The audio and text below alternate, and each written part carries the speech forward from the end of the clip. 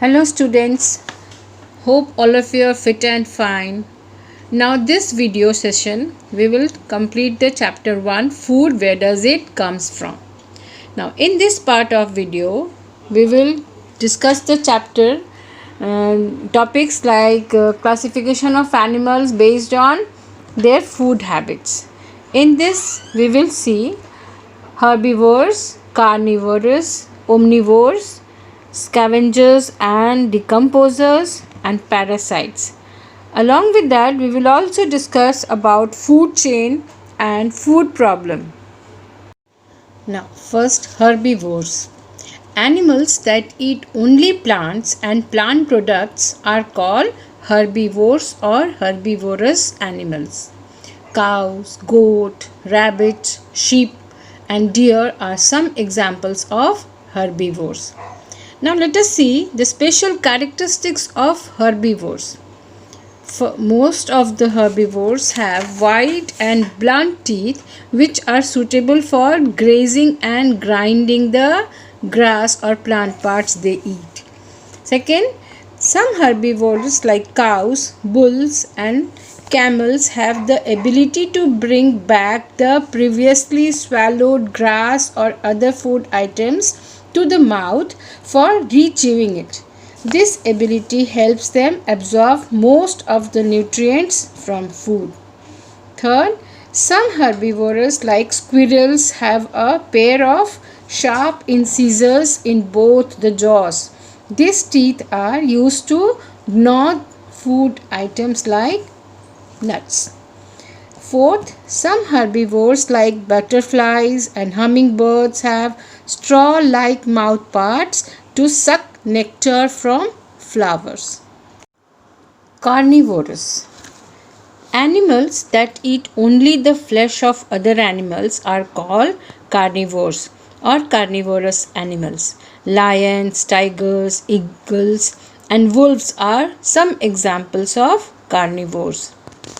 Now let us see the special characteristics of carnivorous animals. Carnivores have sharp and pointed canines. Canines are also known as tearing teeth, along with sharp claws and powerful jaws which help them tear flesh.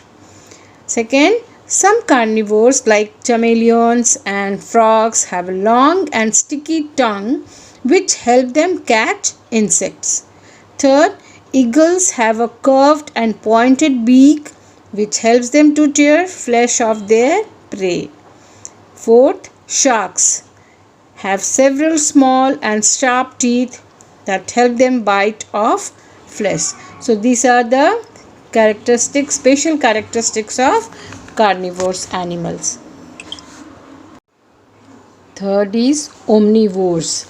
Animals that eat both the plants products and flesh of other animals are called omnivores or omnivorous animals, like human, bears, rats, crows and cockroaches are some examples of omnivores.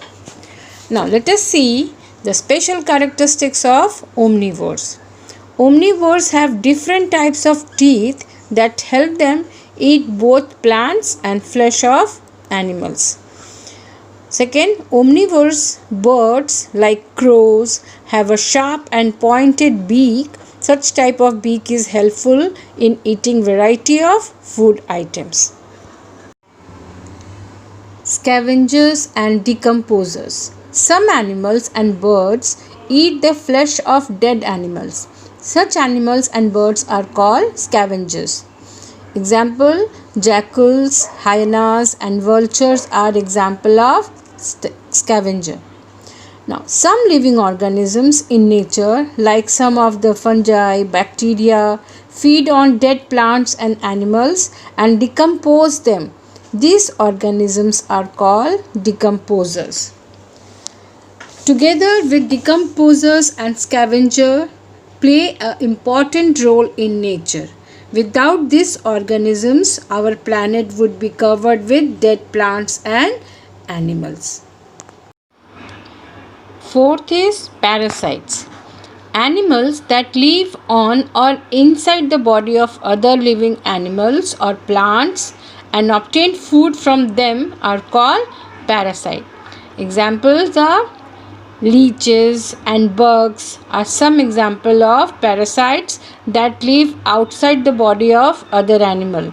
Some parasites like roundworms, tapeworms, pinworms, hookworms live inside the bodies of animals. These parasites absorb the food digested by the host. Food chain.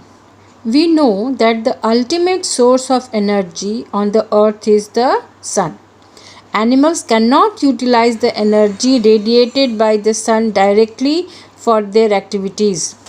Only the green plants can utilize the solar energy to prepare food because the green plants contain a pigment called chlorophyll, which traps the solar energy. Animals get energy by eating the green plants. For example, a deer eats green plants, which in turn is eaten by carnivores like lion.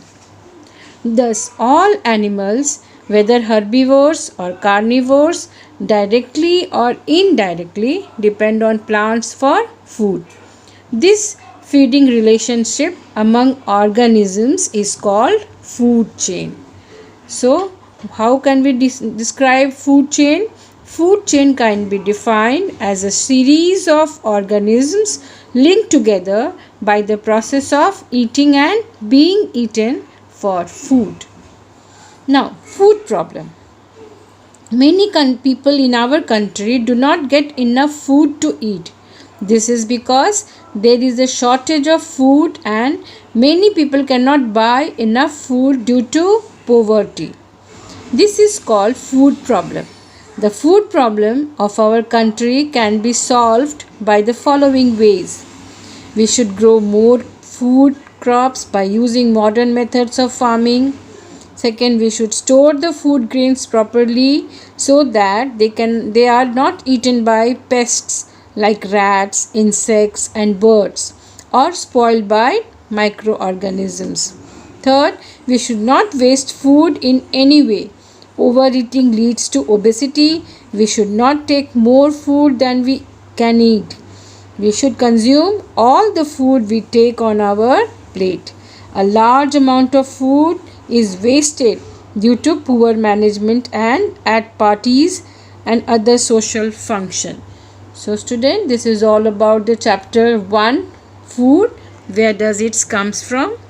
Now in next video we will look after the question answer. Okay, thanks.